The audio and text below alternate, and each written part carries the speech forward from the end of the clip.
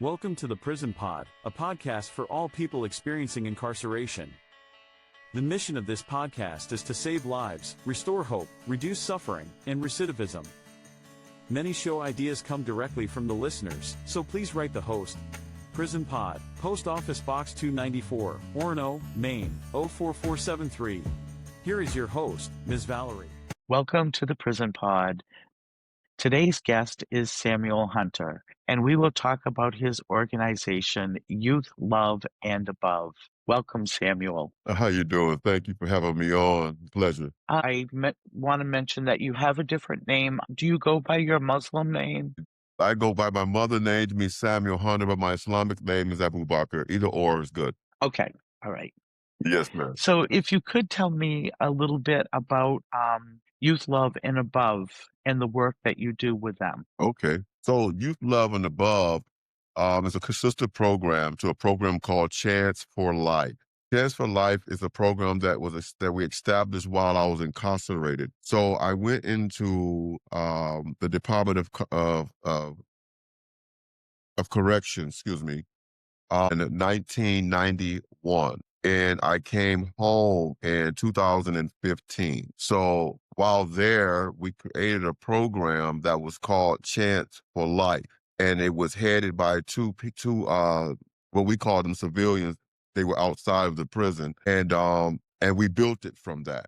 And it was a program, a cognitive structural program for guys that were in the system to get them to start thinking about their thinking, to turn away from the violence and hurting. Why do you feel you need to do this? Unnecessariness. And so as we were building those programs and graduating people through those programs, we began to facilitate staff and administrators and Lansing administrators onto this program. So it took on a success run, and it became very good. It went from a prison that had like 83% violence, and it dropped it down by 35%.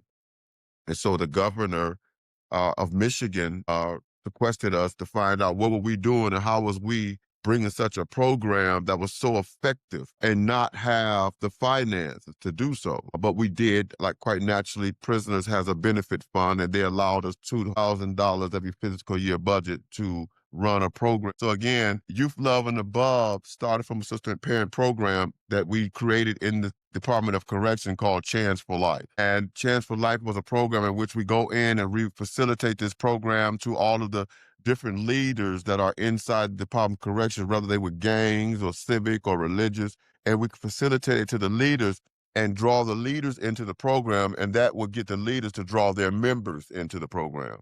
And then it took off to where the governor, Snyder of Michigan, called upon us to figure out what it was we were doing because we were so successful. And we took a rate of 83% violence, and we dropped it down by 35% with these programs in these different facilities. So once we all was released from these prisons, we came home. All of us live in different places. So we took in our areas and reproduced the program in our own areas so that we could continue to do it for a larger population out here. So now we're trying to grab the youth before they go in. Before we were getting them when they came in. So now we're grabbing them before they go. So now do you do community outreach, or is it kids that maybe are already recommended maybe through the school, they're recognized as maybe potential to have problems? Well, no. So this program is basically more of a volunteer program, because what we learned was that when the courts demand you to take something, you only take it because they demand you to take it. So you don't get nothing from it, so to speak. But if you volunteer to take it, then that's you and your time. You're coming because you want it. And that what made the program more successful. This is a 6-month program that they Yes. get involved with? Yes. It's a 6-month program, twice a week, hour a week program. And you go through all 9 curriculums. And do you have other people that work with the program with you, or are you actually physically doing the program yourself? I'm physically doing it myself. I have others to work with me, but as of right now, I've been collaborating with different organizations to go in. Some of them may not need the whole program, but they may need portions of it. So I'll go in where they may need a mediation or conflict resolution or anger management. And like a church might need that, or organization might need something dealing with youth concerned with family and friends. More youth to get more understanding of their roles in society. They might not need everything else. So I'll go and do certain parts, or someone might want the whole program, and I'll facilitate the whole program to them. So I'm doing it right now, like in a county jail or at institutions that's like community service institutions, like the Douglas centers and, places like that, Hmm. programs and centers that cater to the communities. And is it mostly inner city children? Well, it's not any child. I mean, it's open, but if you know what I'm saying, I don't exclude no any child. I don't exclude adults. That's why it's called youth love and above. You see what I'm saying? So it's not that I'm just Hmm. catering it to the youth. A lot of us as an adult need these skills, need to be reminded of these skills. So I would do it for them as well. You know what I'm saying? And I do it for them also because I'm looking for ones who find that this program fits them, and then they can begin to help me to facilitate it in other places. That's great. That's Yeah. great to hear. Doing some good work. I like hearing that. And Yeah. as you know, there's not enough for the youth to do out there, and to direct their attention to something so Mhm. positive and to gain those life skills to be able to navigate. Life is difficult as a teen, I agree. to have that step up is really good. I think that something that I found in my time of dealing with the youth is that a lot of times we mean the best for them, but a lot of times what we do, it seems as though we're talking at them. We're telling them what they need. Well, I changed that. My program is based on what they told me that they felt that they needed. Beautiful. You know? That's beautiful because they need to be at the table. Their Yes, voices need to be heard because we can only assume what they need, yes, ma'am. you know. I do agree. So I love that approach. Yes, That's really a nice approach to have, especially kids that are questioning everything, you yeah, know. yes, yes. Now, is there any type of a spiritual base or religion base to the organization? Well, I don't believe that you can take I don't believe you can take God out of nothing.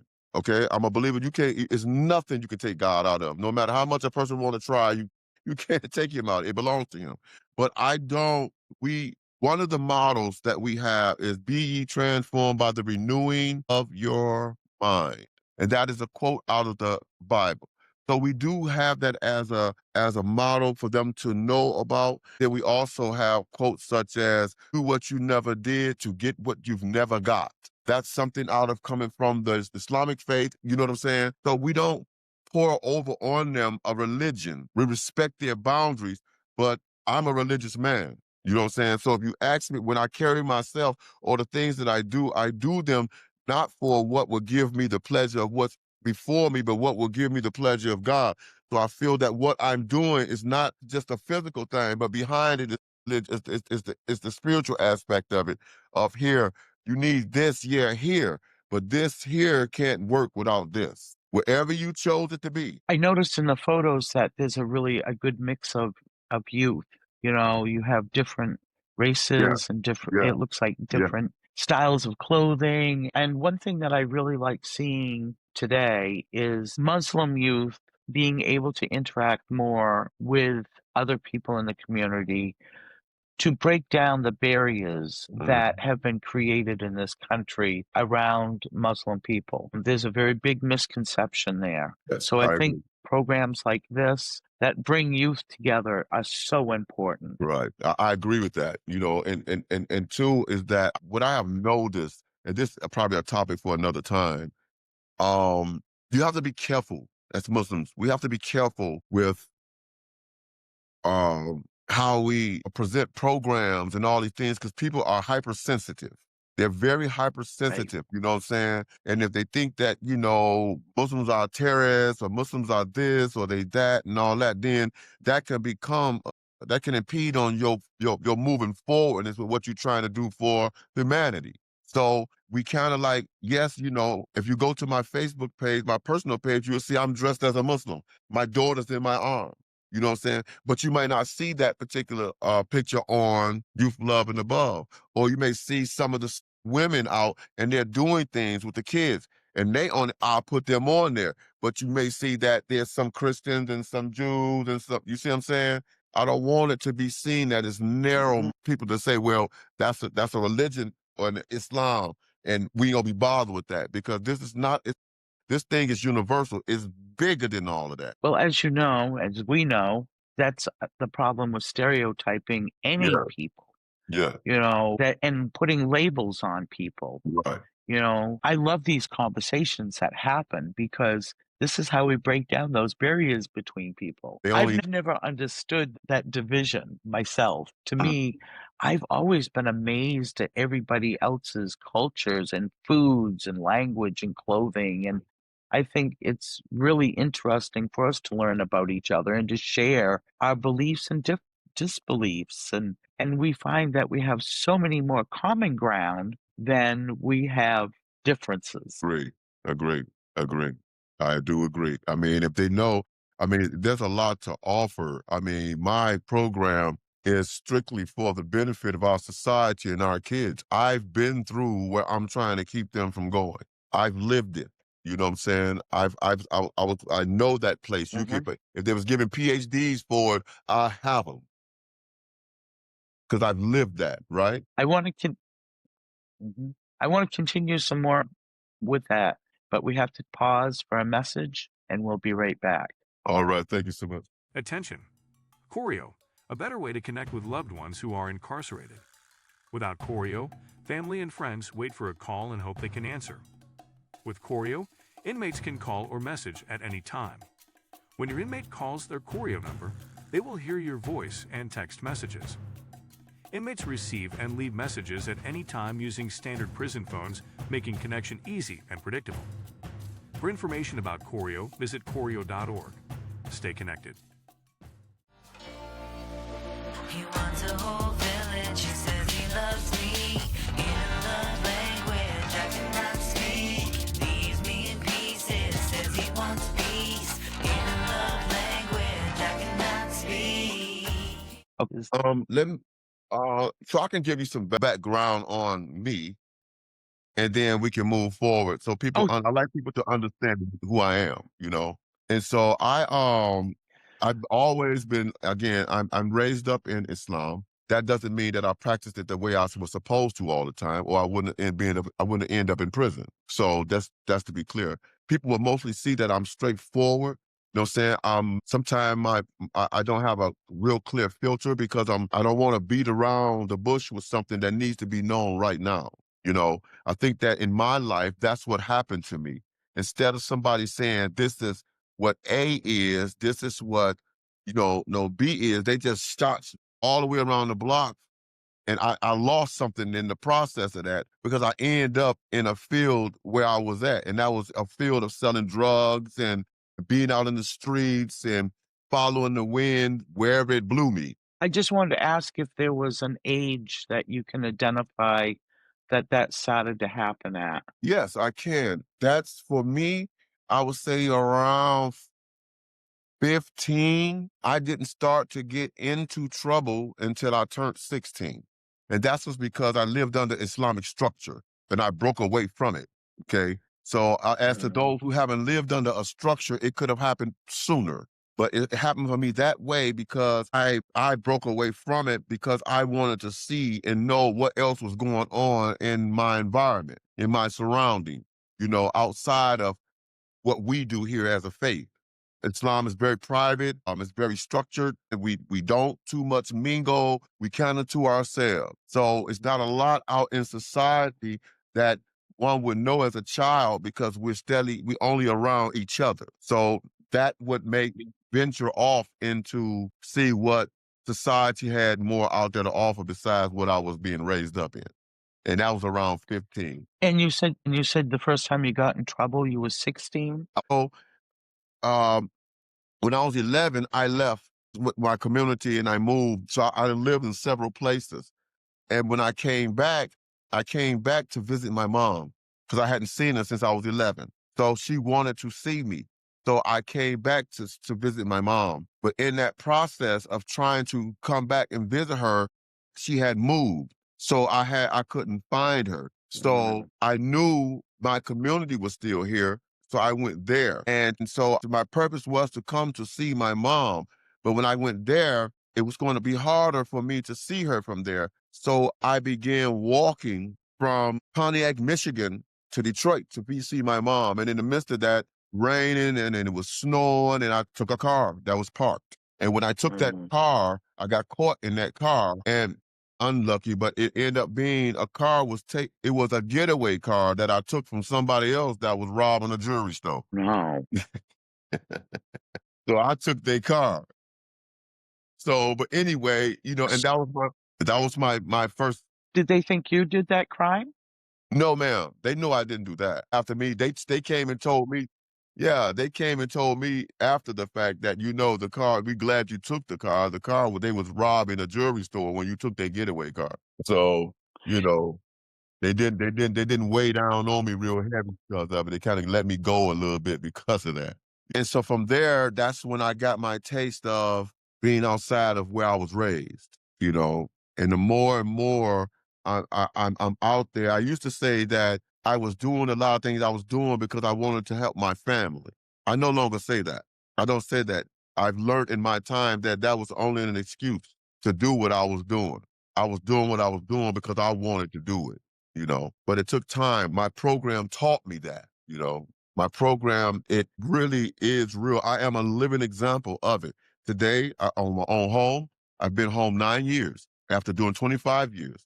I'm married. I have 2 beautiful wives. I have 2 daughters. I own my own home. I own my business. I have a nonprofit giving back to my community. I work. I run a full security company, and I'm in my faith. I have no contact with police. I probably got a ticket or 2 or so since I've been here. But I work with the Kalamazoo police. I go do lectures with them. I go around and do lectures when I came home, I was assigned to the district attorney out of Grand Rapids, Michigan.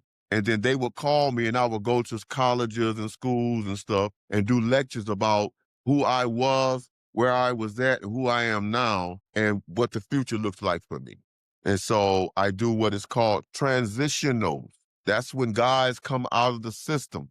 They put this big thing on so they know they got resources. Well, I'm at that place. I'm the keynote speaker at those places. And those services are so needed when people are getting ready to go home. Yes. There's so much apprehension, and the overstimulation of coming home in itself is so hard to deal with. And to have a support system on the outside is really of great importance. It So is. it's great that you're doing that. When you were doing time yourself, did you recognize children of fathers that were doing time and the risk that they were at, or was that just something you decided to work with youth because of your own experience? I think that I started wanting to work with youth because of my own experience. I offer to them what I believe I did not receive, an ear. Let me give you, I was sitting in my cell one day and a young man was next to me and he didn't have like appliances and stuff like I did. I've been there a while. I had a TV and all that stuff. So I would give him a mirror and he would look through this mirror into my cell to watch TV with me every night. He would do this. But everyone know him for whining. I can't do this. This time is too hard. I can't do this. I'm tired of this. Everybody know him for that. And that's what they consider him, the whiner. So it was more like, man, you here now, do the time and be quiet. But he would always say these things, Even I would tell him, dude, listen, we here, we got to do time. Go to the law library, fight on it. But this ain't gonna get it. I was asleep and the officers was at my cell knocking, waking me up. And I looked up and surprised with all these flashlights and all these officers around. And I'm like, what's going on? They're like, your neighbor? I was like, yeah. He's like, did you have a conversation with him? I was like, no, we was looking at the TV. Saying other than that, he said, did he talk to you? Did he tell you anything? Did you hear him? I said, no. After we went to bed, no. He hung himself. He hung himself. You know what I got from that? All those times he was crying out about what he cannot do. and no one listened to him. We wrote it off as, man, you can do it. Just stop whining. But he was sincere with his calling for some help on this, and he couldn't get it. So every time somebody is talking to me or has something to say, whether I want to listen to it or not, I listen. We have to listen with more than our ears. Yes. We need to Yeah. listen with our brains and Yeah. with our hearts. Yes. Yes. Yes. And that's just something where you will find in our society where at one point in time, our elders was growing up in that type of environment. That's what things were. But today, I can't see that you talking to me is a display of hurt. You seeking some assistance. All I see is, man, be quiet. You keep on just, why you complaining? You know what I'm saying? So today, this program, all this stuff is why I'm doing Youth Love and Above. The kid who feel like nobody want to listen to him, I want to listen to you. The kid who feel like he the bully, I want to listen to you. Because you only that because you feel like you got to be that.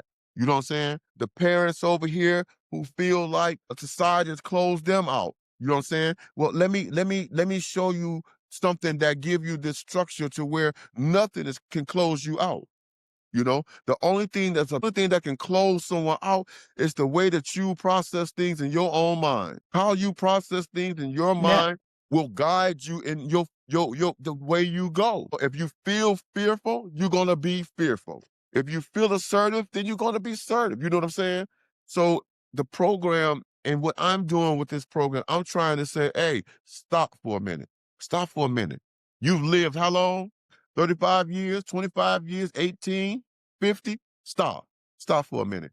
Think about what you lived. And if you think that in a year or 2 years, you're going to eradicate all that, you're not. One day at a time, one issue at a time. Accomplish one, move to the next one. And that's what's needed for people to understand that it's okay.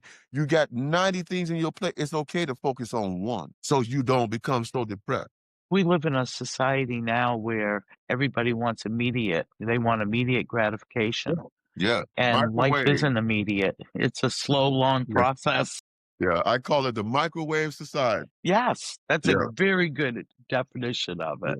Yes, yes. So, Samuel, if somebody is in your area, how do they find out more about your program? Well, right now I have a telephone number on there in which they can contact me, or they can go to Youth Love and Above on Facebook, and they can message me, they can share, they can follow. I would hope that they would share, they would follow. Go into that Facebook page and see what the concept is all about.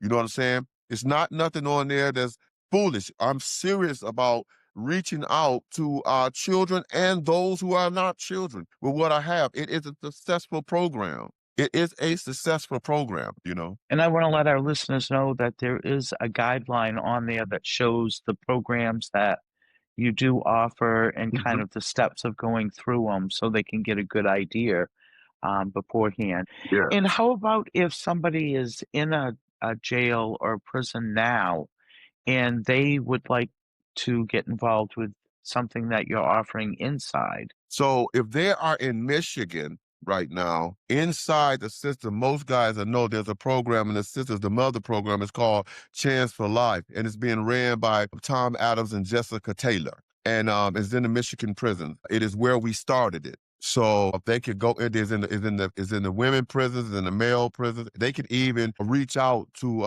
Tom Adams and Jessica Taylor, life.org. And if they want to come into the prison, Great. you know what I'm saying? Because they still deal with the inside of the prison. I have a question I want to ask. How difficult was it for you to get back to go into the prisons and do your work? Was that something that you already had set up before you left to work with the local officials? Well, no, because here they have a law where once if you have a felony or ever been incarcerated, you cannot go back into the prisons for 5 years. And so after 5 years, then you have to get a clearance through the governor and through the warden of the facility in order to come back in there. Okay. Okay, so so the director here in Michigan, the one that was there prior, allowed it. But this new director right now is hard against ex-felons coming into the prison. So our representatives and our chairman and them of Chance for Life still goes in and get to facilitating the classes and stuff in there, and the guys are still moving. But for us to be able to go in with them again, she's putting a block on that. That's such a shame because it is so powerful for Yeah, those people that yeah. are still inside. We graduated more people out of our program than GED.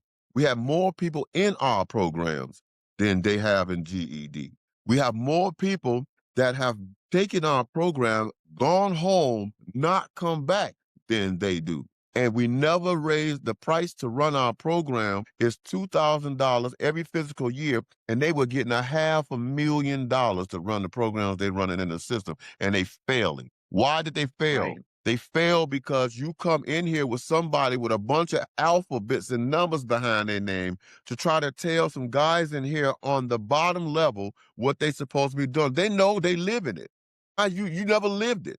You ain't never had to go want a meal. You ain't never have to live on a street. You ain't never have to defend yourself. You know what I'm saying, from violence, or you never have to do that. Now you're gonna come in and tell us how to do it. No. When we took over and started to structure, nobody's getting out of the system because nobody in society believed that we are being rehabilitated. And you spending thousands of taxpayers' monies in the prison system, and Thank all you. and nobody's getting out, and nobody come out there and being a success. Something's wrong with that. So what we decided was, wait a minute. If we're going to change the view of what society has upon us and what it truly means to be rehabilitated, we have to do it. So let's come together and figure out what programs we need in the Department of Correction for us in order for us to do what we need to do to get out. And that's what we did. And we latched on to some people in the streets that were geared towards doing the same thing we were doing. Tom Adams, Jessica Taylor. At the time, Hill was our chairman. And that's where we moved in it. You know what I'm saying? Until we built a program now that's geared towards, we facilitate our programs to the parole boards, the governor's office, representatives, the mayor of the cities, you know what I'm saying? The police chiefs, they come into prison. We were facilitating our programs to them. So yes, I mean, we know it's a success, but out here, when I take my program to some people out here, they kind of freeze up a little bit because the difference is you want to mentor a program where a child calls you when he feels like he's going to be doing something or he then got himself into something. My program says, no, I'm going to give you what you need so you know how to think about what you're doing before you have to do it and before you do it. You know what I'm saying? So it's not a program for me to be patting you on your back. Oh, no, come on, dig in. Why do you feel like it's okay for you to go over there and put your hand on that bag of candy in that store and walk up out of there? You know it wasn't yours. What is the thinking behind that? What made you feel like you can do that? That was okay. That's thinking about your thinking. That's thinking. Once we can get them to think, That's a critical life skill that they should be teaching yeah, in schools. yes, critical thinking is very, very important. I'm telling you, I didn't know. I mean, as we developing the programs, I'm learning as we developing these programs, and I'm like, oh my God! And it just as you start reading a lot, we do a lot on John C. Maxwell, how becoming a person of influence. That's the author, John C. Maxwell. You know, I recommend anybody to get his books. John C. Maxwell. It's a powerful book. How to become a person of influence. And we based our program off it, everything. We got certified as drug counselors so that we can teach you, and you know you being taught by guys, your peers. I'm locked up right here with you. I got to take the same count. I got to go to the same child hall, the same mess. Everything you do, I got to do. I'm not higher than you, not lower than you. I may have a knowledge you don't have, just as you got one I don't. Teach me yours, and I'm going to teach you mine. And that's what it became in there. Yeah. Yeah. Yeah, it's all about learning from each other. Yes, it is. But I encourage everybody to go into Youth Love and Above Facebook and read. Look at the stuff that's in there. And if you feel in your heart that this is the thing that is needed for our society, then I ask for your assistance and however you can so I can get this program going. If you don't, then give me suggestions on how I can make it better. And I ask the same thing is, we need to hear from other people to find out what the needs are in our communities, and that's everybody. Yeah, Somebody else's experience is different than our experience, even if we experience the same thing. I agree. I agree. I agree with that. I agree with that. Samuel, is there anything that we didn't cover that you'd like to cover before we start closing? I think that for the most part of it all is getting the word out. Remember you was a child. You was a child at one time. There was things that you knew that today, if I was only able to be able to have this or learn this or have this presented or been treated this particular way, I could have been this, that, and the other. Then take that opportunity to give it to another child. Take that opportunity to give it to them. No, I'm 56 years old. I spent 25 of those years behind bars. Do I regret it?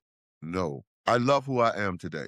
I don't love who I was, but I love who I am today, right? So take the moment to spend that time, 5 minutes, 10 minutes, whatever you can do to help someone, some child or someone that's helping them. If you can't, sometimes it don't have to be money. It can be, you may know how to word things. You do good with your hands. It could be a lot of things. You can help in a whole lot of ways other than, being a monetary thing. We got to come out your pocket. It's hard times. But that is a need that we do in order to keep going. I think a lot of us doing this work have found that raising funds to do this work is really hard. Yeah. For some reason, people do not want to support people that have been in prisons, and they need to wake up and realize that 95% of people behind bars are coming home, and Yeah. they're going to be your neighbors, and they're going to be in your grocery stores. You're going to be going to school events with their children, Yeah. and it's time that we start breaking these barriers down and start treating people like human beings instead of the labels we put on them. Invite them to look at the statistics of men and women coming out of the system, creating programs and businesses versus those that's out. Then they'll get to see. You understand? They'll get to see because while in there, all you have time for is educating, reflecting on self. You talk to self a lot.